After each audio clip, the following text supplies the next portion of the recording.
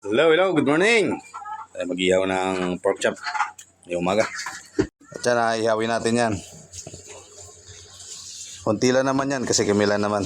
Mga 300. At yan, sasalang na natin para maihaw na.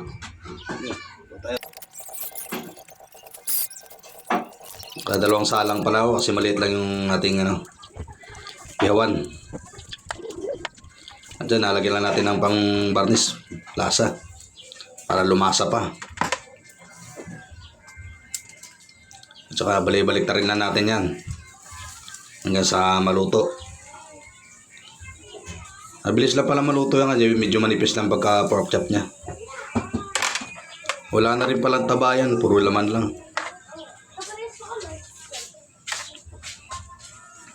At yan, barisan pa natin. Pananuot talaga yung lasa. Mas masarap, mas malasa.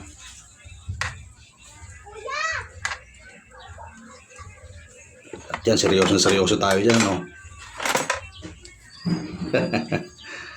Papaypayan lang natin para medyo gumandang pagkabaga niya. Dyan guys, natapos na ako. Hanguin na natin lahat.